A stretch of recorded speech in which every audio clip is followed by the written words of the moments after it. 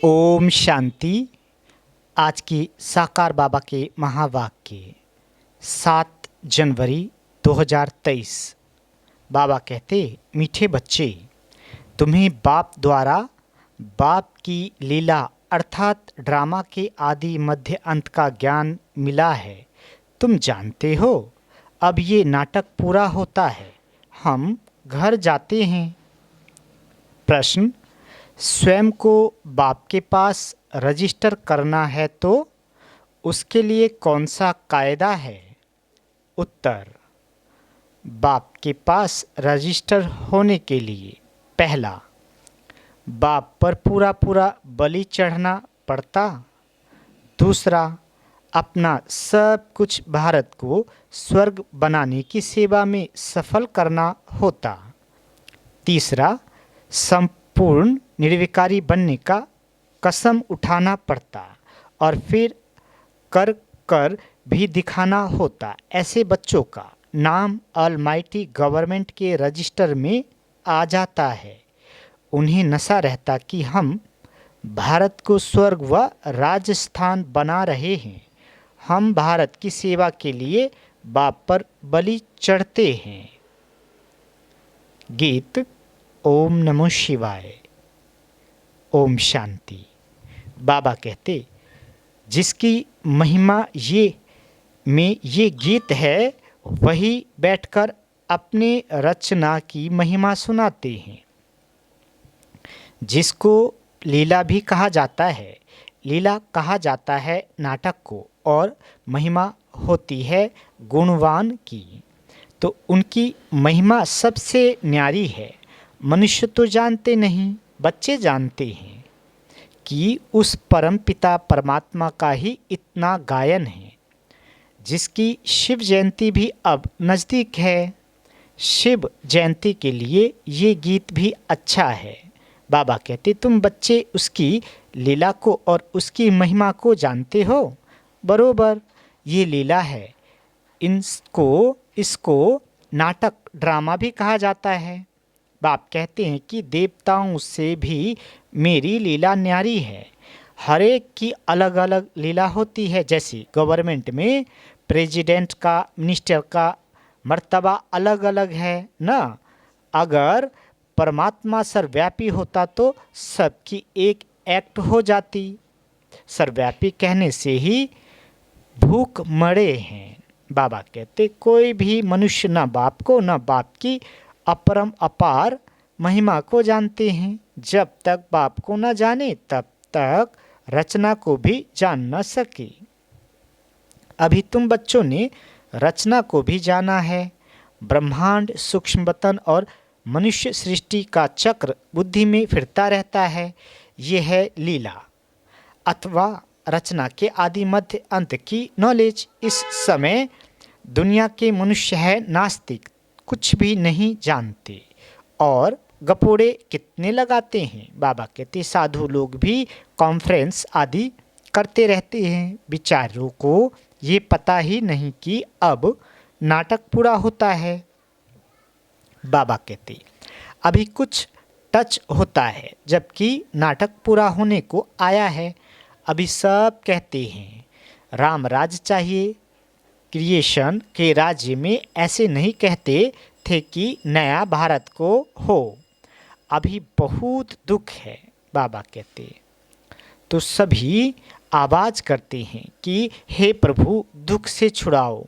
कलयुग अंत में जरूर जास्ती दुख होगा। दिन प्रतिदिन दुख वृद्धि को पाता जाएगा। बाबा कहते, वो समझते हैं सभी अपना अपना राज्य करने लग पड़ेंगे, परंतु ये विनाश तो होना ही है, कोई जानते नहीं। बाबा कहते, तुम बच्चों को कितना खुशी में रहना चाहिए। तुम किसको भी कह सकते हो कि बेहद का बाप स्वर्ग रचता है, तो बच्चों को भी स्वर्ग की बात सही होनी चाहिए। भारतवासी खास इसलिए याद करते हैं, भक्ति करते हैं, भगवान से मिलने चाहते हैं, श्री कृष्णपुरी में जाने चाहते हैं, जिसको ही स्वर्ग कहते हैं, परंतु ये नहीं जानते कि सतयुग में ही श्री कृष्ण का राज्य था। फिर अभी ये कलयुग पूरा होगा। सतयुग गोया बाबा कहते सतयुग गया तब फिर श्री कृष्ण का राज्य होगा। सतयुग आएगा तब फिर श्री कृष्ण का राज्य होगा।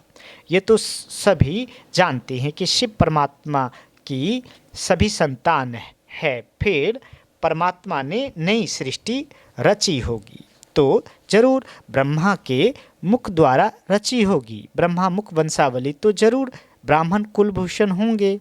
वह समय भी संगम का होगा। संगम है कल्याणकारी युग। बाबा कहते जब परमात्मा ने बैठ राजयोग सिखाया होगा। अभी हम हैं ब्रह्मा मुख वंशावली ब्राह्मण। बाकी तुम कहेंगे हम कैसे माने कि ब्रह्मा के तन में परमात्मा आकर राजयोग सिखाते हैं।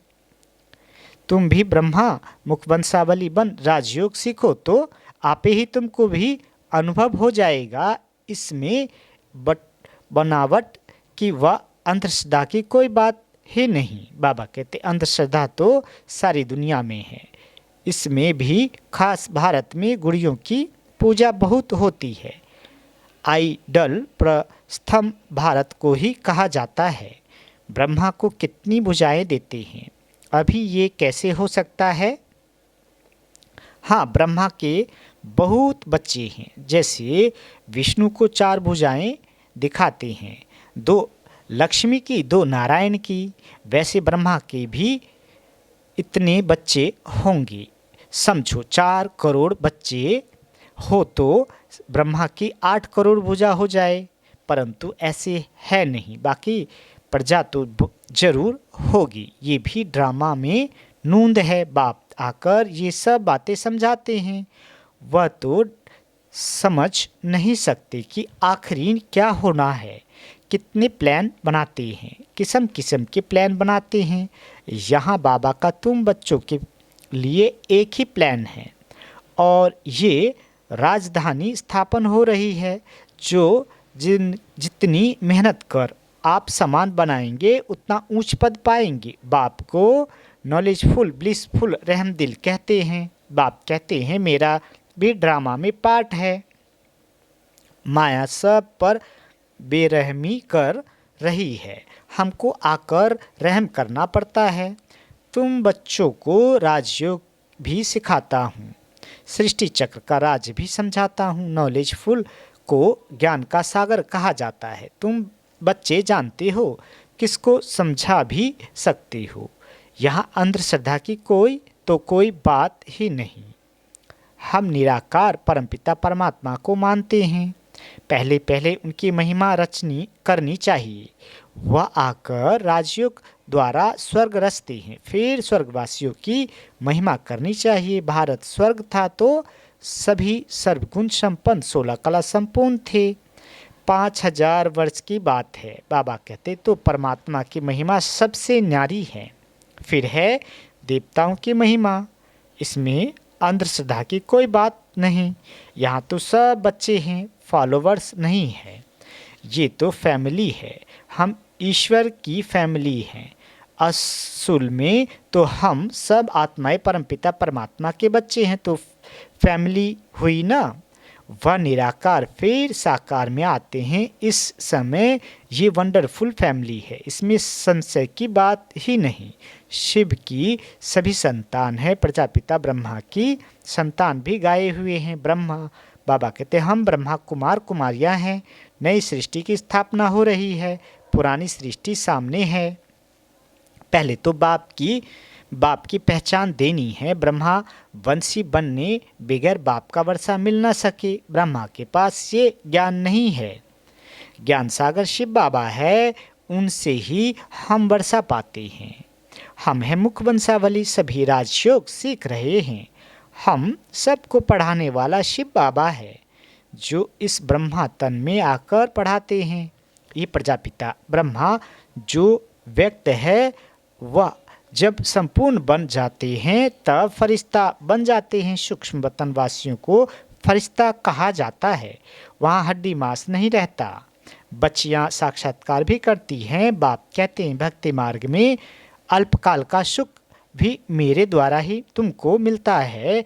दाता मैं एक ही हूँ, इसलिए ईश्वर अर्पण करते हैं। समझते हैं ईश्वर ही फल देते हैं, साधु संत आदि का कभी नाम नहीं लेते हैं। देने वाला एक बाप है करके निमित्त कोई द्वारा दिलाते हैं उनकी महिमा बढ़ाने के लिए। वह सब है अल्पकाल का सुख, ये है बेहद का सुख। नए नए बच्चे आते हैं तो समझते हैं जिस मत पर हम थे उनको फिर हम ये नॉलेज समझाएं।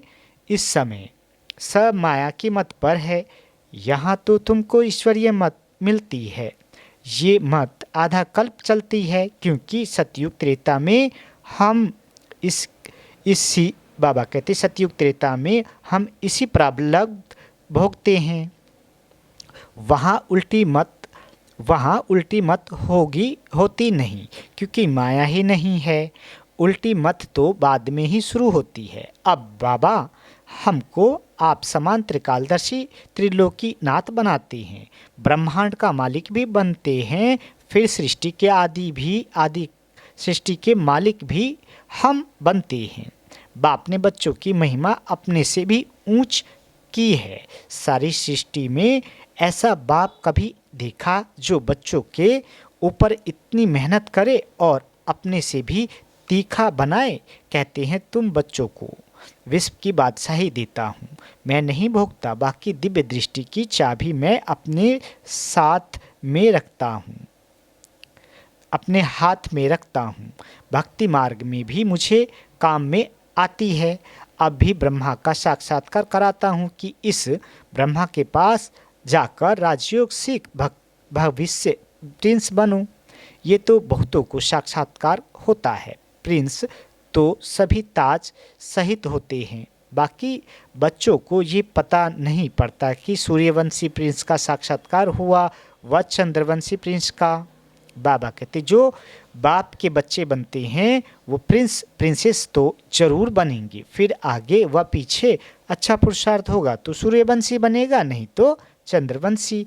तो सिर्फ प्रिंस को देख खुश नहीं होना है, ये सब पुरुषार्थ पर मदार रखते हैं। बाबा तो हर बात क्लियर कर समझाते हैं, इसमें अंधश्रद्धा की बात नहीं है।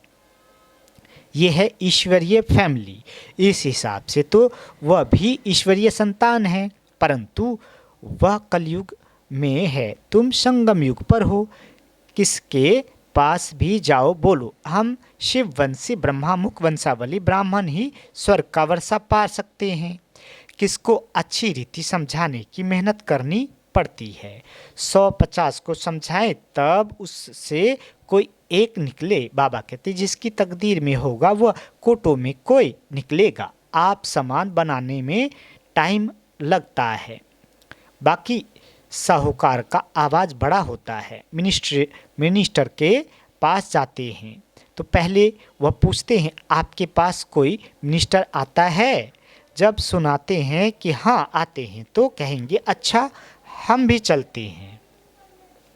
बाप कहते हैं मैं बिल्कुल साधारण हूँ तो साहूकार कोई विरला ही आते हैं, आने जरूर है, परंतु अंत में तुम बच्चों को बहुत नशा रहना चाहिए। उन्हों को समझाना है हम तो भारत की तन मन धन से सेवा करते हैं, तुम भारत की सेवा के लिए ही बलि चढ़े हो ना। ऐसा बाबा कहते फ्लैनोथिपिस्ट हो कोई होता नहीं, वह तो पैसे इकट्ठे कर मकान आदि बनाते रहते हैं।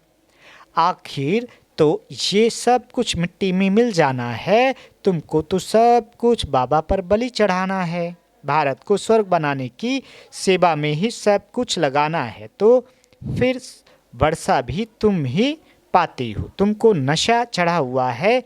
हम ऑलमाइटी अथॉरिटी के बच्चे हैं, हम उनके पास रजिस्टर हो गए। बाबा पास रजिस्टर होने में बहुत मेहनत लगती है। जब संपूर्ण निर्विकारी पने का कसम उठावे और कर भी दिखाए तब बाबा उसे रजिस्टर करते हैं। बच्चों को बहुत नशा रहना चाहिए कि हम भारत को स्वर्ग व राजस्थान बना रहे हैं, तब उस पर राज करेंगे। अच्छा मीठे मीठे सिकेले दे बच्चों प्रति माता पिता बाप दादा का याद प्यार और गुड मॉर्निंग। रूहानी बाप की रूहानी बच्चों को नमस्ते। हम रूहानी बच्चों की रूहानी माता पिता बाप दादा को याद प्यार गुड मॉर्निंग और नमस्ते मीठे बाबा नमस्ते। धारणा के लिए मुख्य सार। पहला, हम ईश्वरीय संतान एक ईश्वर की फैमिली के हैं।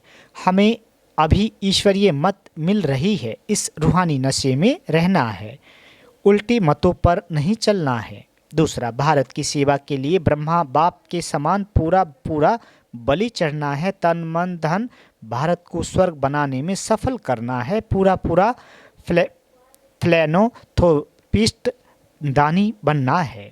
बाबा वरदान देती, परमात्मा प्यार की छत्र छाया में सदा सेफ रहने वाले, दुखों की लहरों से मुक्त भवा।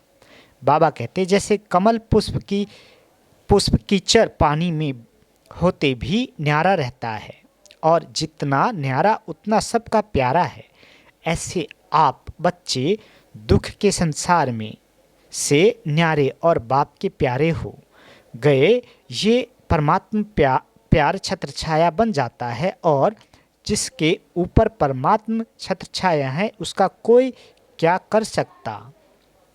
इसलिए फ़क्र में रहो कि हम परमात्मा छत्र छाया में रहने वाले हैं। दुख की लहर हमें स्पर्श भी नहीं कर सकती। स्लोगन, जो अपने श्रेष्ठ चरित्र द्वारा बाप दादा तथा ब्राह्मण कुल का नाम रोशन करते हैं वही कुल दीपक है। अच्छा, ओम शांति मीठे बाबा।